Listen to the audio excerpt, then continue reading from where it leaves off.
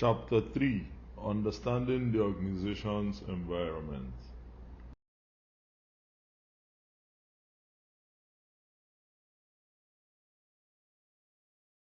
The learning objectives for this chapter include an understanding of the nature of the environment of organizations and which environments are of interest to most organizations.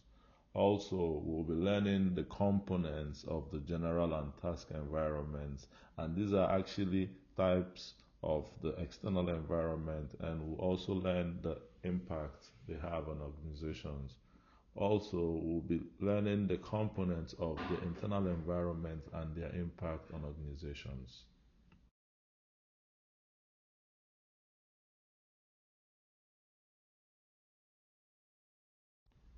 Further on the learning objectives, we'll be having discussions on the importance and determinants of an organization's culture and how the culture of organizations can be managed. Also, we'll be looking at the multicultural environment of businesses and major trends and dimensions of diversity and multiculturalism. Furthermore, we'll be looking at how the environment affects organizations and how organizations adapt to their environments.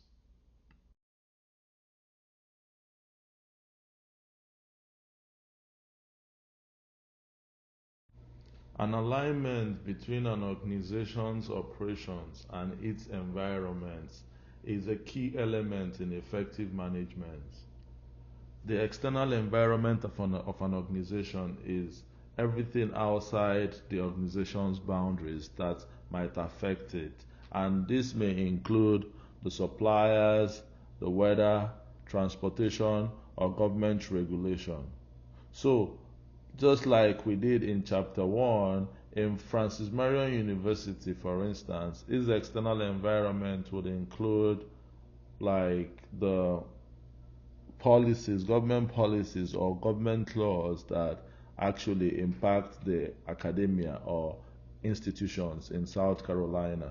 Also, its external environment will have to do with climate changes and how such changes in the weather conditions could affect the operations of Francis Marion University, like classes. Sometimes we've had situations whereby the weather conditions actually warranted for classes to be called off.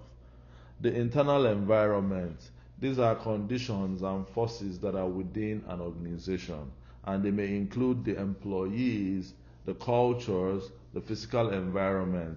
Now, in Francis Marion University, the internal environment will comprise like the members of faculty and staff.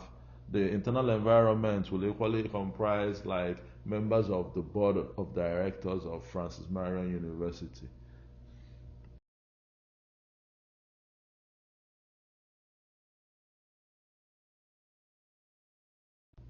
The external environment of an organization comprises the general and task environments. Looking at the general environment, just as it is illustrated on this diagram on this slide, you can see that the general environment is composed of the political legal dimension, the economic dimension, the socio-cultural dimension, the technological dimension, and the international dimension. One way I easily recall the general component of the external environment is using the acronym PESTEL. And you can use the acronym PESTEL-I, whereby the P stands for political dimension, the E stands for economic dimension, the S stands for sociocultural dimension, the T stands for technological dimension, the E stands for environmental dimension, the L stands for legal dimension, whereas the I stands for international dimension. Also, another component of the external dimension, the external environment rather, that we mentioned is the task component or the task environment of the external environment, and this is comprised of the competitors, the customers, the suppliers, the strategic partners, and the regulators, just as we see illustrated on this diagram here. Also, even on this diagram, we can see the green the green layer of this diagram actually is is comprising of, or it's composed of, the dimensions of the internal environment, which include the owners, the board of directors, the employees, the physical environment, and the culture of the organization.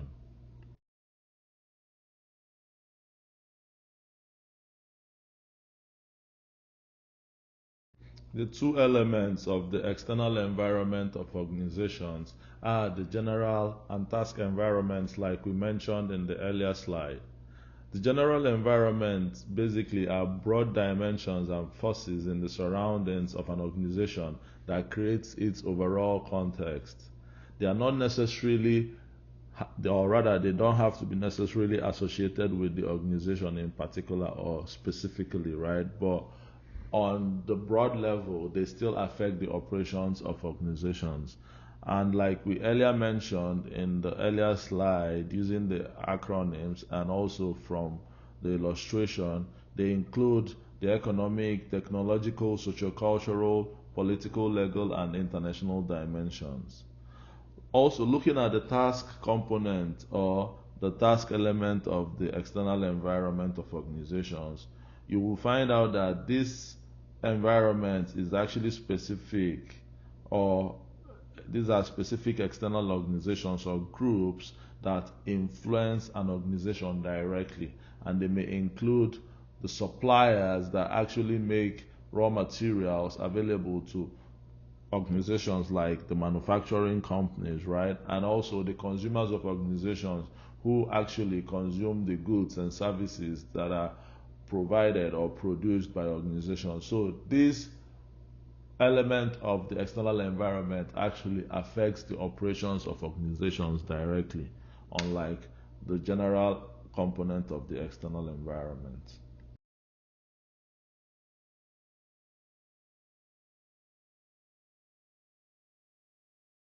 The diagram on this slide relays information on those elements or dimensions of the general environment of the external environment of organizations.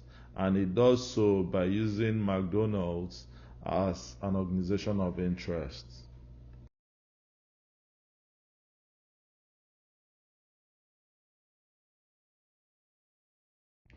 Economic dimension of the general environment of organizations has to do with the overall health and vitality of the economic system in which organizations operate.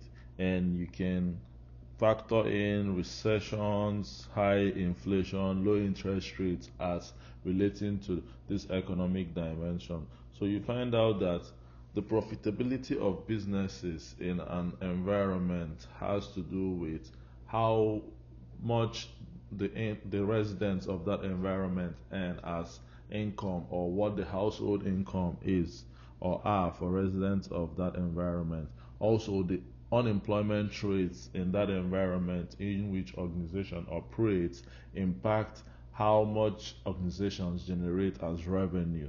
So you find out that using Francis Marion University as an organization of interest, the amount that is set for tuition fees, or for tuition rather, is considerate of the earning power of the residents of the PD region, and also the the extent to which the residents of the PD region avail themselves of the learning or knowledge services that is offered by Francis Marion University is also a measure of how much these residents of the PD region earn as household income. So people whose earnings aren't as much as to afford them the tuition of Francis Marion University, if they are not able to obtain scholarships, they wouldn't be able to attend the university, and as well that impacts how much Francis Marion University generates as revenue. Also, looking at the technological dimension of the general environment, this relates to the methods that are available rather for converting resources into products or services. And you can see examples to include integrated software systems, the privacy and security of organizations or of individuals of organizations. That would actually relate to the technological dimension, especially in this digital age. Now, also, you can relate that to Francis Marion University, given the demands there are for learning management systems, right?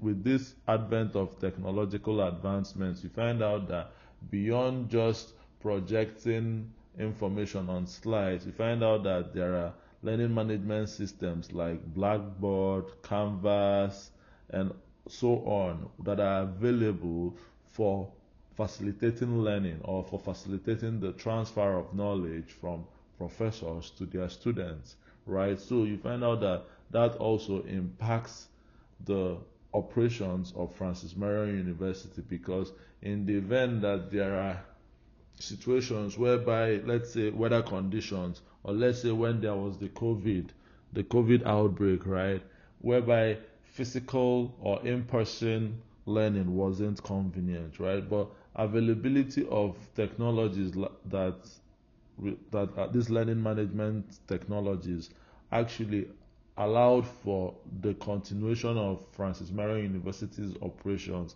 even in situations whereby in-person learning or in-person interaction isn't possible.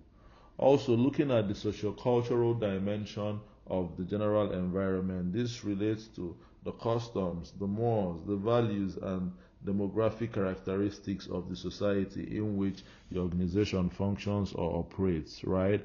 And that would actually determine what kind of products or what kind of services and the standards or conduct of operations of organizations in that environment. So basically, given what the culture or what the values or what the customs are of the customers in the environment in which an organization operates, this impacts the nature of goods or the form in which the goods and services or products and services are provided to the customers of that environment. Also, their culture or their mores and their values impacts how the organizations that are operational in that environment conduct their businesses, because it has to be in conformance with what the values of the environment in which they operate is or are.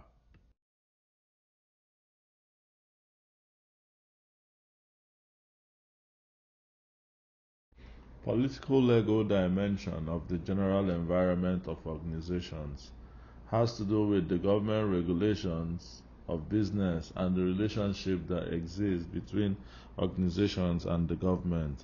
Examples of this dimension would include the taxes that are paid by businesses or organizations, the economic growth and recession in the environment that is actually provided for by what laws that exist in the environment or what the political climate of that environment is like. Also, pro or anti business sentiments that exist in government. So, you can also see that these impact how organizations operate.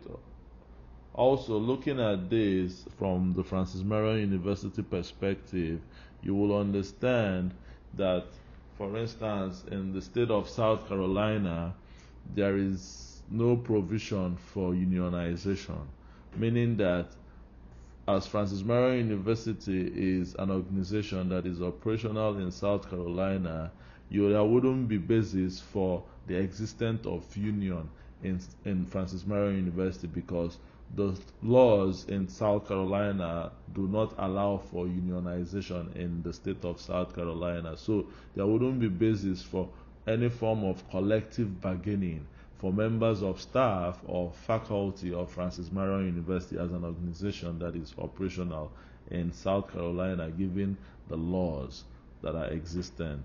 Looking at the international dimension, this is considerate of the extent to which an organization is involved in or is affected by business in other countries. And examples of how these organizations, or rather how organizations are affected by businesses in other countries, it would be international competition whereby the offerings of an organization is offered by other organizations that are existent in other geographical locations, and whereby those organizations that exist in those geographical locations could as well export their goods and services. Therefore, there is some form of international competition or competition on a global scale or global stage. Now, you talk about also the global suppliers, whereby global suppliers could actually impact the profitability of the revenue that is generated by organizations that are domestic. So you find out that the international dimension of these organizations, because their whatever goods or services that they provide for can be availed to their customers also by other organizations that are existent all around the world. Now you talk about international sales whereby organizations also can market their goods also outside their parent country, or rather their host, or rather their home country.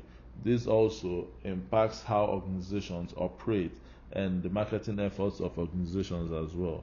So looking at Francis Marion University as an organization of interest, you will find out that its international dimension has to deal with like the exchange programs, the student exchange programs that are existent in Francis Marion University, because Francis Marion University is also affected by the business of academic institutions that are existent in other countries, whereby the students of those academic institutions come on exchange programs to Francis Marion University, and in the same vein, Francis Marion University students that are in Francis Marion University go on exchange programs to institutions abroad as well. So that would be the international dimension, one of the international dimensions of Francis Marion University.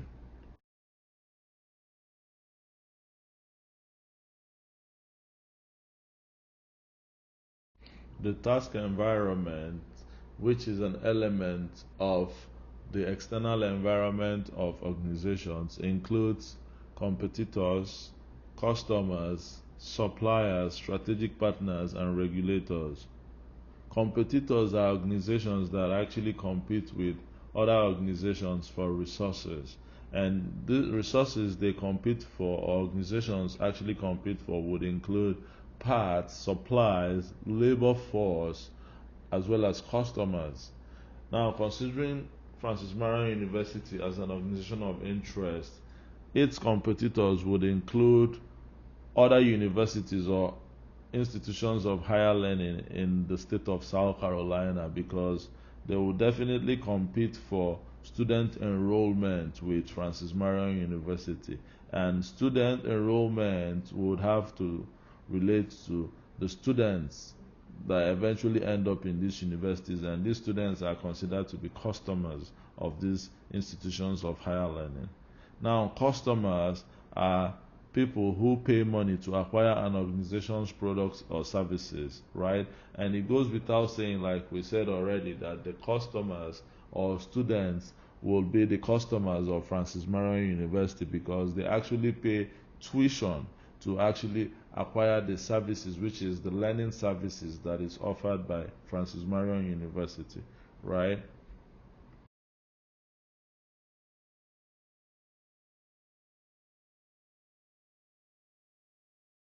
Further on the task environment of organizations, regulators would include any unit that has the potential to control, legislate, or influence the policies and practices of organizations. Regulatory agency will refer to any parastatal that has been created or established by the government to regulate the business activities of organizations.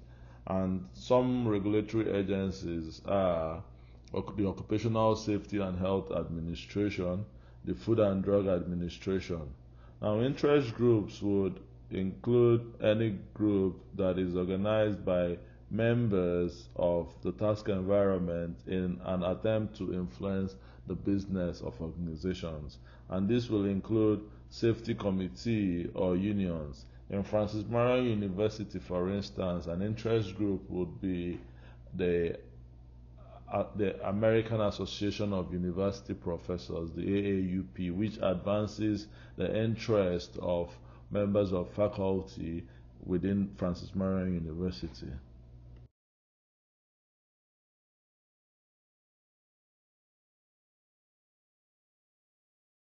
Still on the task environment of organizations. Suppliers are organizations that provide resources for other organizations, and the strategies that are adopted by organizations with regards to their relationship with suppliers might include buying from one supplier or from more than one supplier organizations.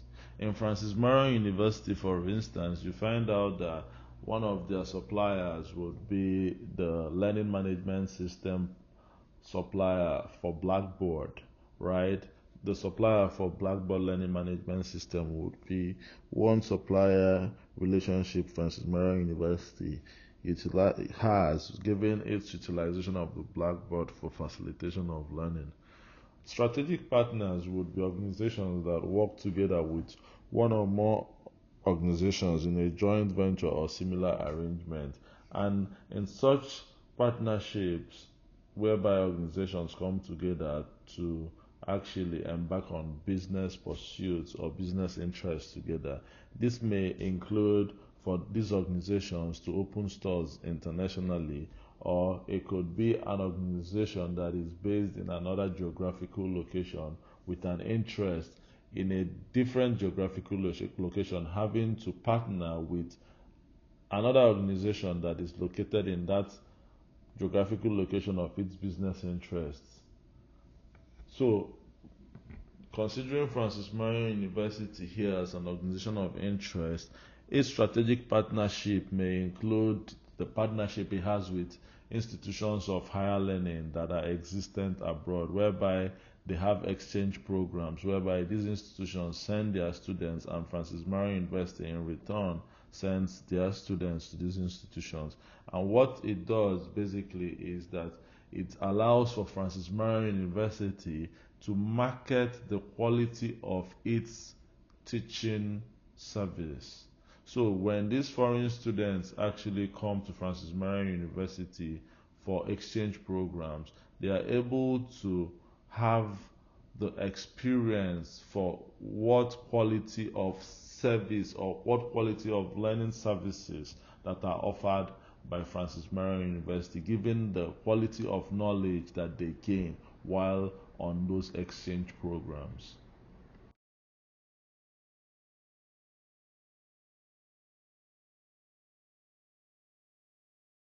The diagram on this slide relays information on the composition of the task environment of organizations using McDonald as an organization of interest.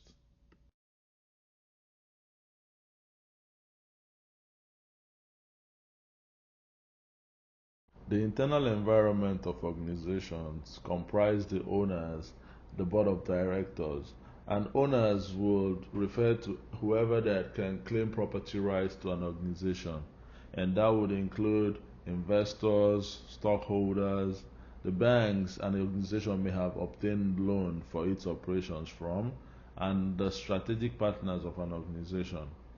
Considering Francis Marion University as an organization of interest, the owners of Francis Marion University as a state-owned university will be the government of South Carolina.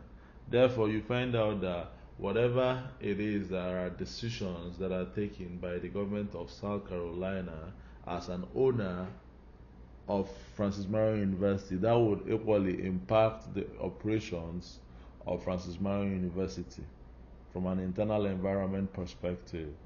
The board of directors would refer to any governing body elected by a corporation's or an organization's stockholders, and these governing body are charged with overseeing the management of the firm so that the firm or the organization is run in a way that serves the interest of the stockholders. And you find out that the there has been new emphasis on how or the approach for selection of board of directors given corporate governance scandals that have happened in recent times. And you find out that in Francis Marion University, for instance, we have a board of directors for which this board of directors oversee the entire running of the university. How they do so is because the president of Francis Marion University, who is the chief executive officer of Francis Marion University and in charge of the bureaucracy of Francis Marion University, actually reports to the board of directors. So, whatever the operations of Francis Marion University are, the board of directors, from an internal environmental perspective, are charged with approving for those operations to be undertaken or carried out in the first place.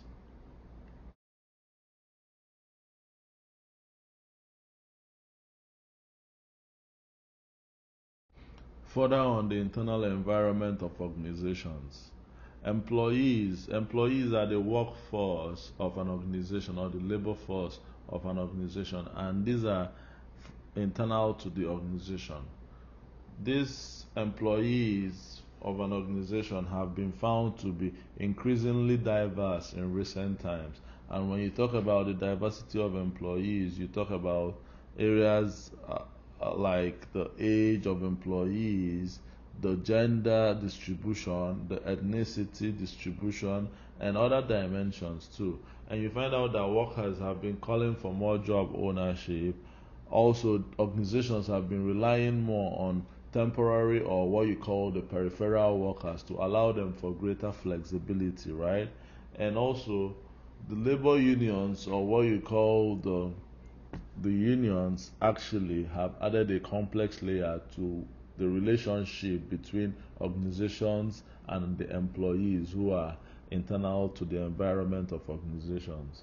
Now, from a Francis Marion University perspective, you'll find out that talk about the diversity of employees of Francis Marion University. I am a Nigerian who is a faculty member of Francis Marion University. That speaks to the diversity of the workforce of Francis Marion University from an ethnicity or a racial point of view. And I have colleagues who are from other races besides just the being white or being from the United States. Also, talk about workers calling for more job ownership. You find out that here in Francis Marion University, you have a faculty governance structure whereby members of faculty have some form of ownership over their jobs, and that is buttressed by that faculty governance structure that is existent here in Francis Marion University. And in on the increased reliance on temporary workers here in Francis Marion University, you have adjunct professors who take on classes. That is, those are temporary workers who are actually providing services or who are actually employees, temporary employees of Francis Marion University, and they allow for flexibility in the sense that when there is no need for classes that they have to teach, then Francis Marion University in those cases or those situations wouldn't have to engage or actually employ the services of these temporary workers. Also, looking at the physical work environment of organizations, this would include issues relating to location of the organization, the design within the organization, what the office designs are like, or what the office layouts are like. And you find out that most organizations are moving to more open offices or what you call the more open environments or office layouts, utilizing small rooms for private businesses, right? Whereas when there is no need for a private business in such organizations, then members of staff are in some form of open plan office layouts or office designs. Here in Francis Marion University, there is no open or, or an open layout for offices for the faculty members or members of staff. We are basically in closed or small rooms for that are usually for private businesses, but we have small rooms here in Francis Marion University for our office designs. We don't actually have the open layout office designs.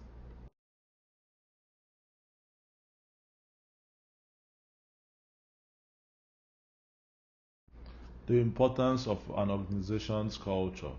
Organization's culture basically refers to the set of values, beliefs, behaviors, customs, and attitudes that exist within an organization, and also helps the members of an organization understand what it stands for, or what the organization stands for, how the organization does its things, and what the organization considers as important. So basically, the culture of an organization refers to how things are done around the organization.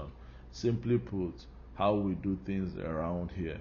Now, the culture determines the feel of the organization, and you find out that not every arm of an organization, or not every department or structure or function of an organization has the same culture.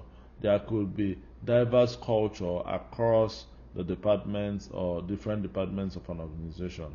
And you find out that culture is a powerful force that helps shape the firm's effectiveness and long-term success.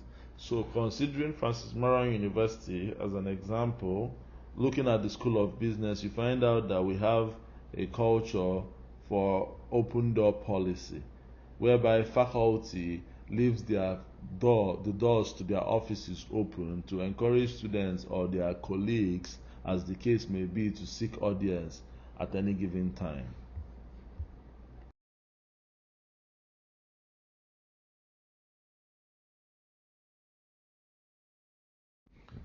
Determinants of an organization's culture.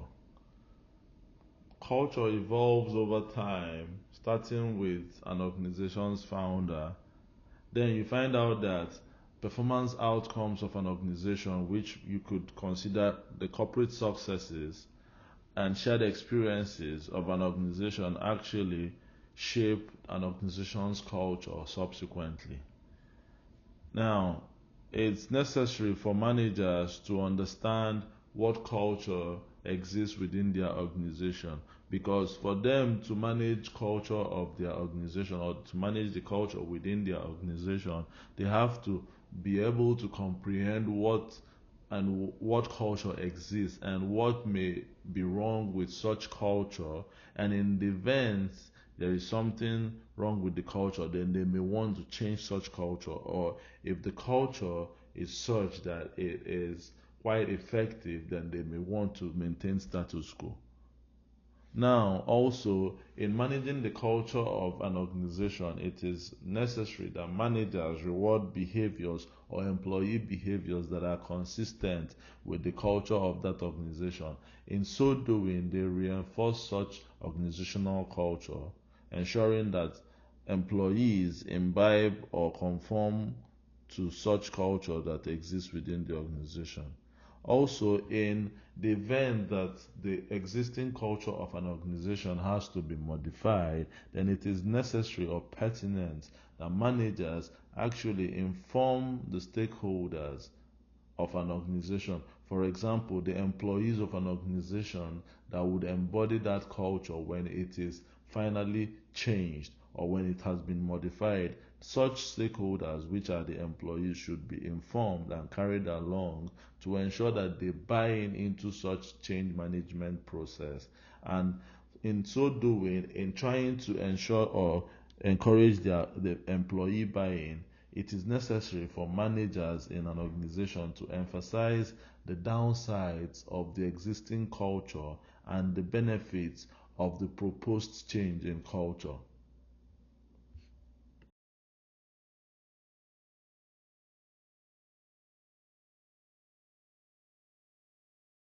The multicultural environment of organizations. Multiculturalism has to deal with the broad issues that are associated with differences in values, beliefs, behaviors, customs, and the attitudes that are held by people in different cultures. So, looking at Francis Marion University, for instance, you find out that the students, the faculty, the staff all come from different family backgrounds, different religious beliefs, and you find out also that you have people from the international community within Francis Marion University, such as me, an immigrant who is a member of faculty, and also you have international students within the Francis Marion University environment as an organization. And you find out that given the different difference in family backgrounds, you find out that the members of the Francis Marion University community or environment definitely have differences in their values given their different family backgrounds. And their religious beliefs definitely will cause for differences in their beliefs, also in their behaviors as well. And you find out that given the constitution of Francis Marion University to include the international community as well as people of different races, then there would be differences in the culture of members of the Francis Marion University community as an organization. Now, looking at diversity also as an element of the multicultural environment, you find out that this has to relate to an existence of a group of people within an organization that differ from one or more important dimensions. And these dimensions may include age, gender, or ethnicity. And as we've discussed earlier on in slides before, you find out that such diversity exists in organization, given that one, a lot of younger people entering the workforce, that there aren't a lot of older people leaving the workforce as well. So you find out that there are a lot of generations of age groups within the workforce of organizations. Also, you find out that the gender distribution in blue and white collar jobs has increased because of women representation in such jobs now. And you find out that ethnicity too plays a role because within organizations you have different people from different races and ethnicities. And like I said, I'm an immigrant who was within the Francis Marion University community, and that creates for a lot of diversity as well within Francis Marion University.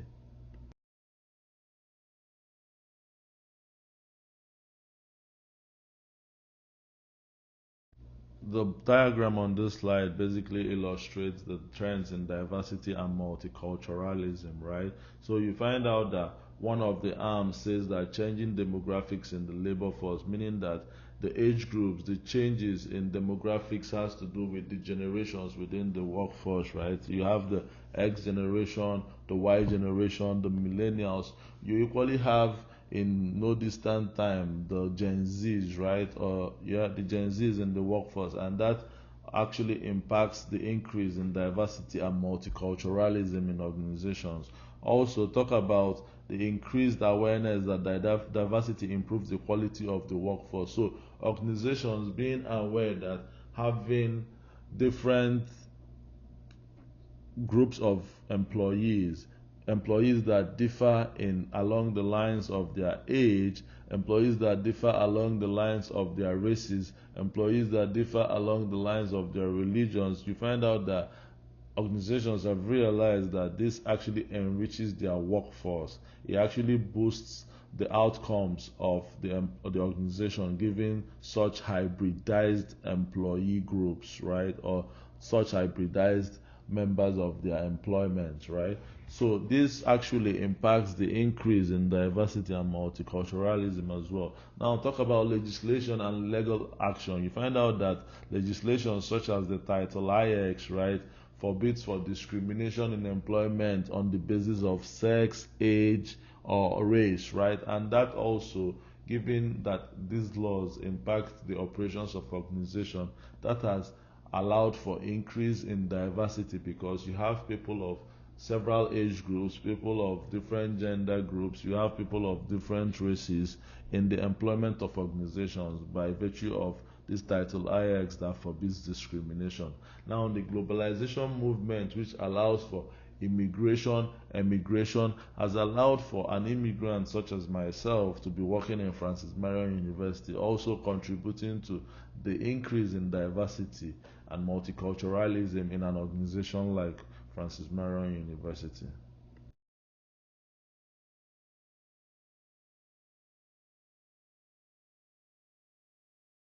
Dimensions of diversity and multiculturalism in organizations. Age.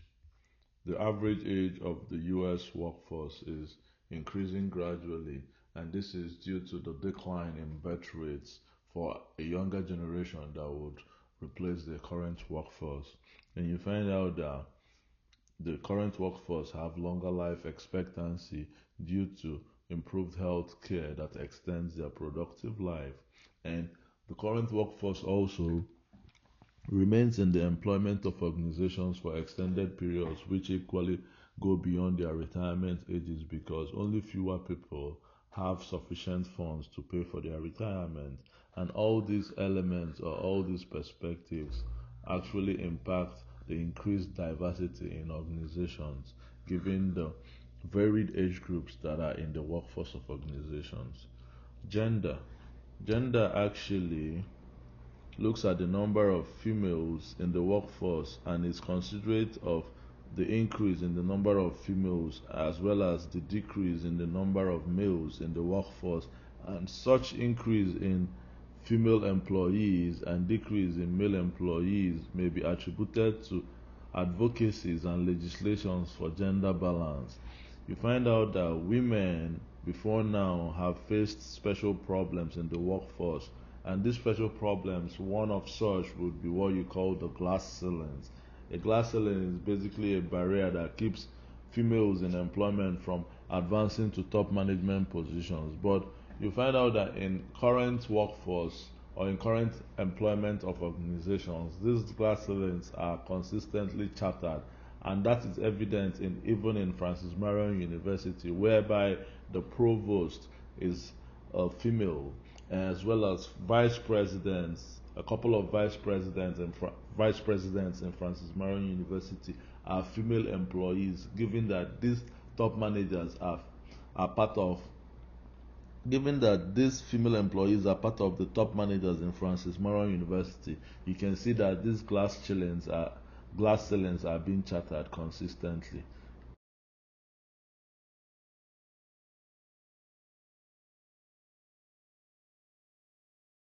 Further on the dimensions of diversity and multiculturalism.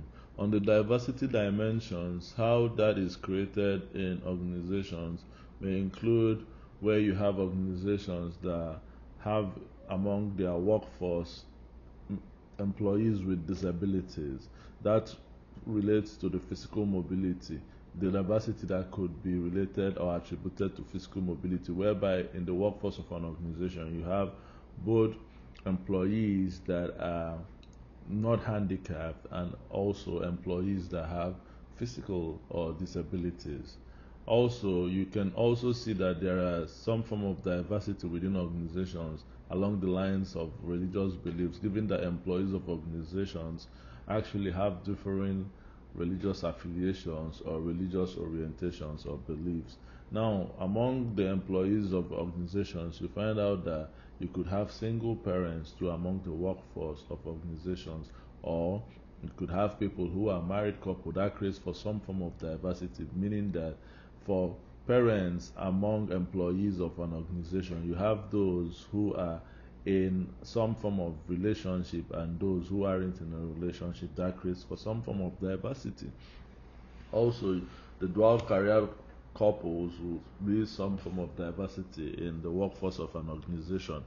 An organization that has employees of different sexual orientation, giving those who are male, female, or other forms of sexual orientation, right? That creates for diversity, or diversity based on dietary preference of food options, right? There are people who are vegetarians who do not eat what others basically eat. Those ones who are not vegetarians, right? That creates for some diversity in organizations, given that you could have such people among your employees.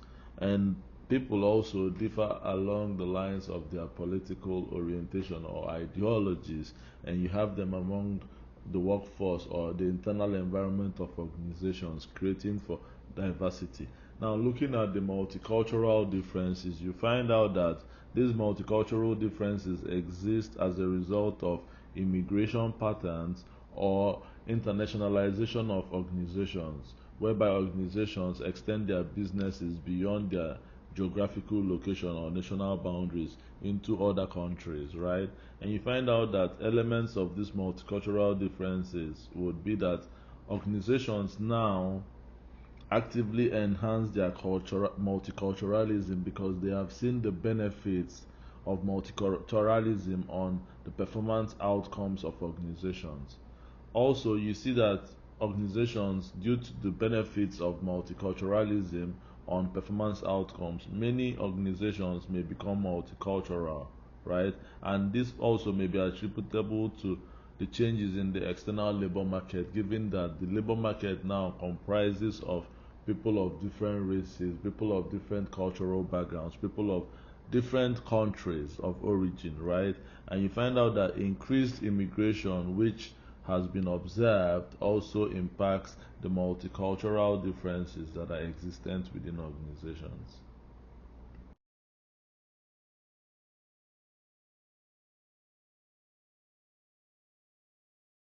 How environments affect organizations.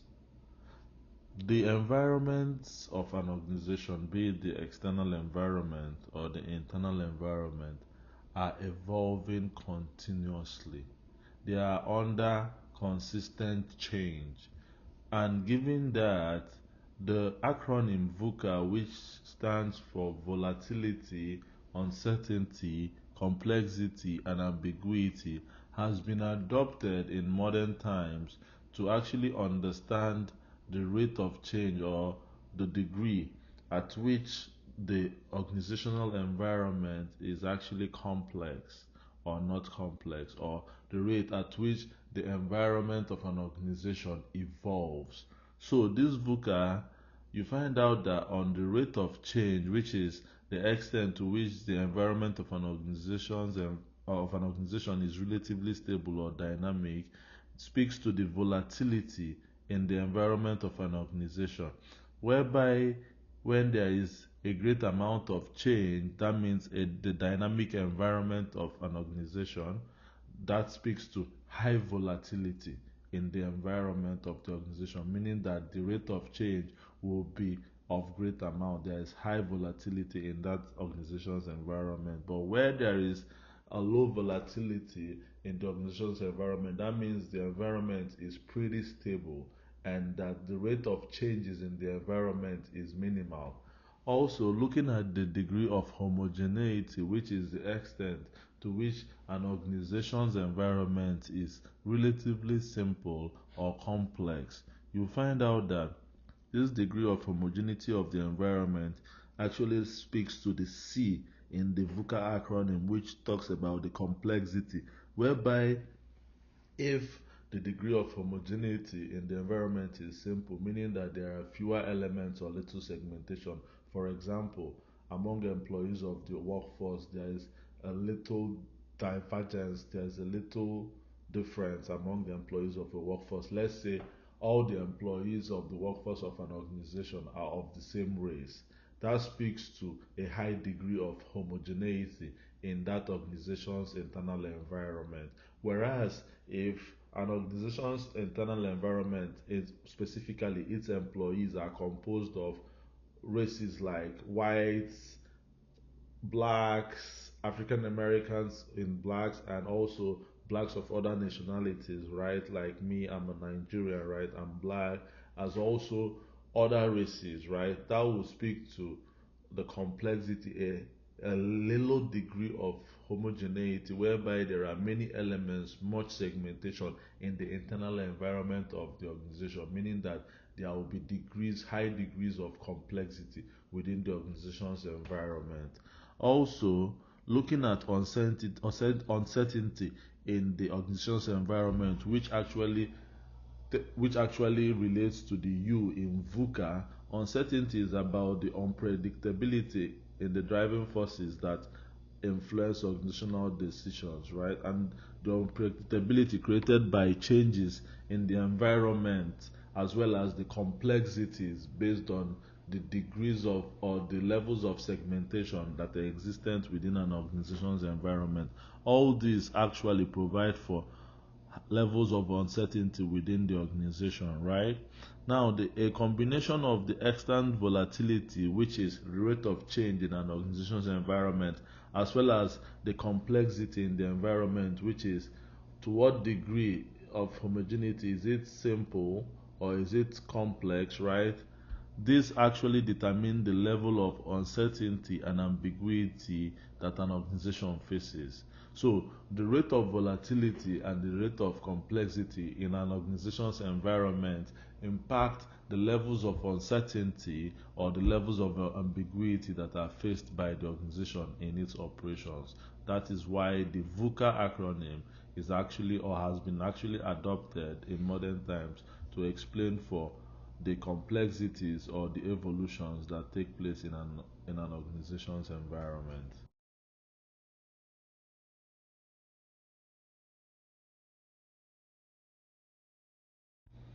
The grid on this slide basically relays information on the levels of uncertainty that is faced by an organization given the rate of change in its environment or the degree of homogeneity in its environment. Therefore, an interaction between the degree of homogeneity in an organization's internal environment, for instance, in its interaction with the rate of change in an organization's external environment, for instance, that actually determines the levels of uncertainty that is experienced by such organization, as indicated by the boxes in this grid.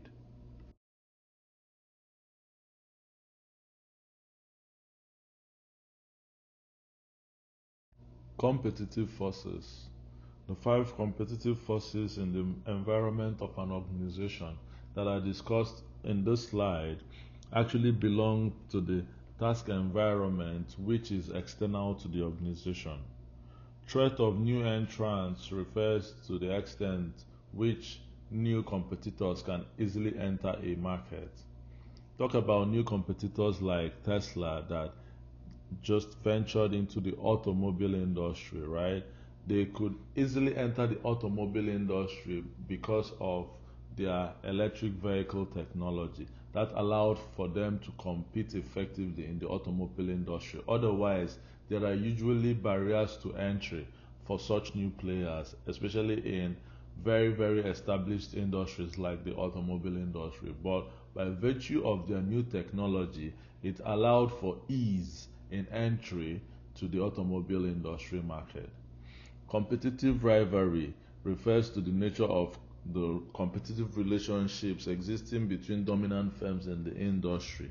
And for competitive rivalry, you could consider that in the relationship between the production of luxury models by Toyota, the Lexus luxury models by Toyota, as an avenue for them to compete effectively with other luxury vehicle motor companies like the Mercedes, right? Threat of substitute products. This would be the extent to which alternative products or services exist, and this affects the need for existing products or services. And you can see that exemplarized in Walmart, whereby Walmart, as a departmental store that carries a lot of brands, right?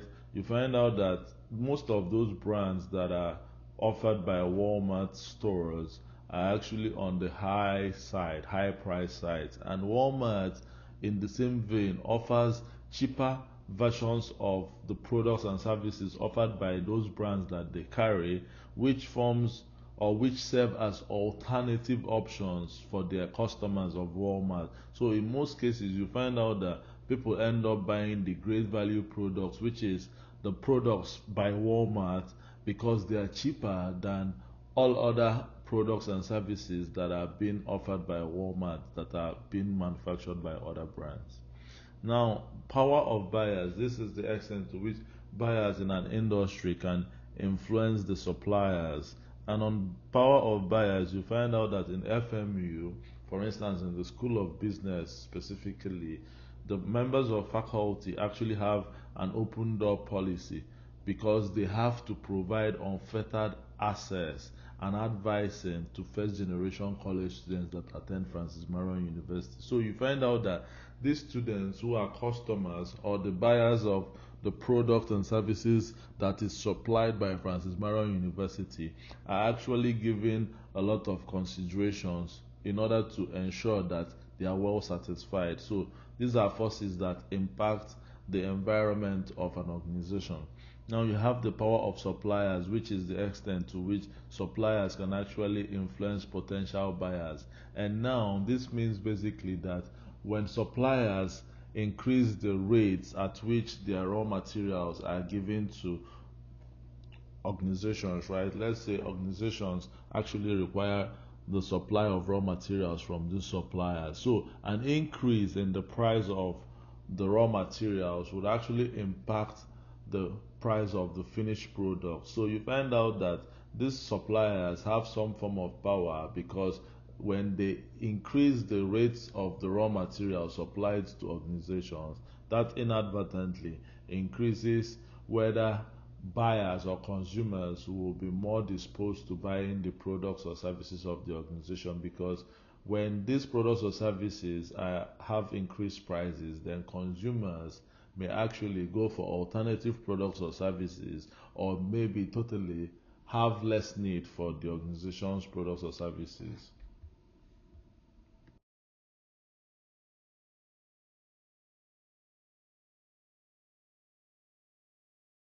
How organizations adapt to their environment.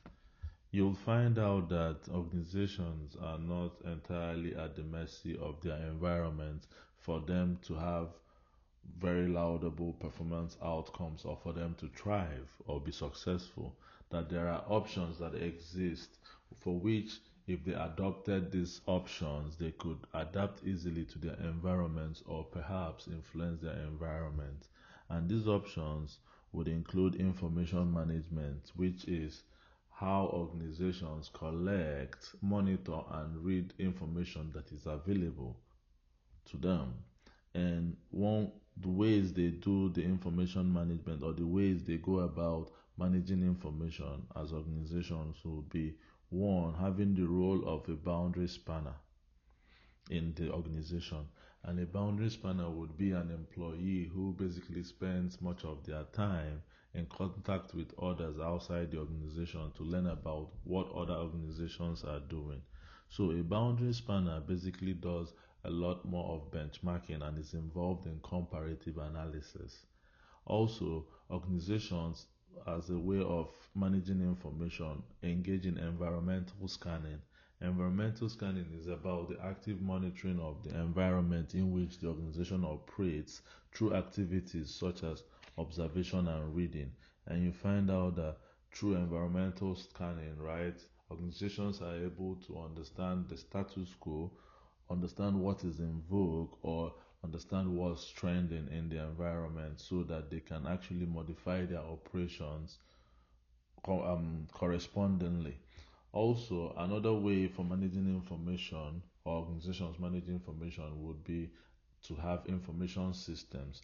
And information systems are used to gather and organize relevant information to assist in summarizing this information for the use of managers of organizations.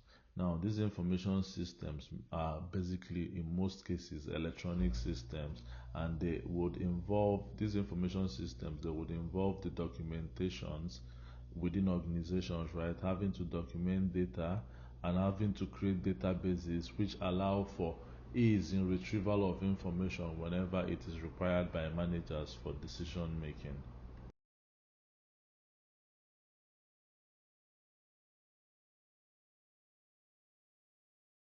Further on how organizations adapt to their environment. Strategic response. This has to do with organizations being cognizant of changes or being aware of changes in their environment, and also coming up with actions that would actually help them address these changes to be sustainable or to be successful going forward.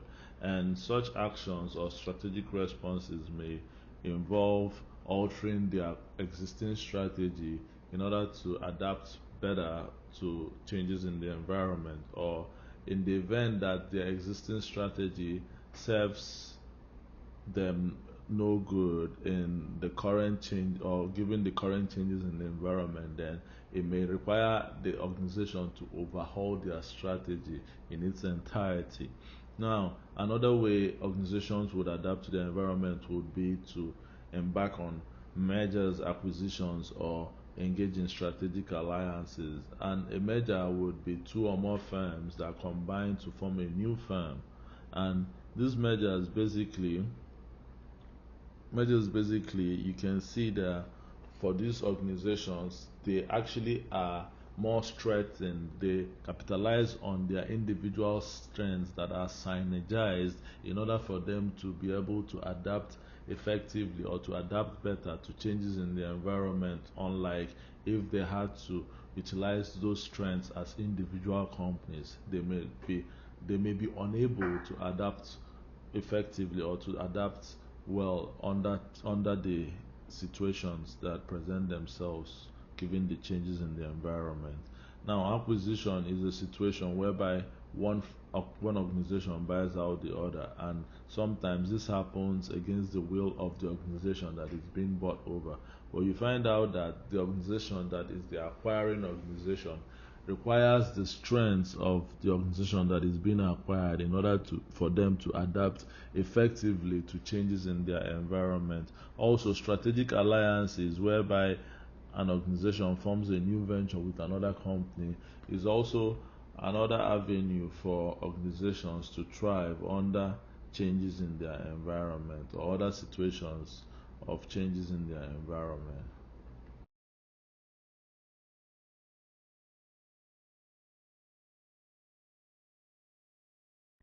Finally, on how organizations may adapt to their environment easily would be the organization design and flexibility. So, this refers to how an organization can adapt to the environmental conditions by incorporating flexibility.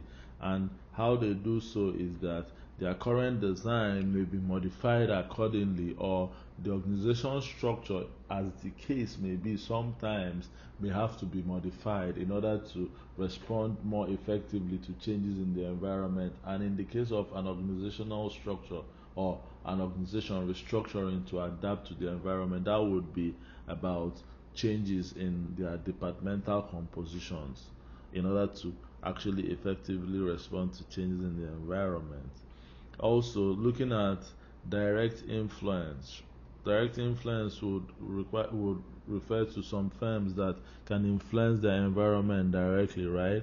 And they could do that by signing long-term contracts with suppliers in the environment.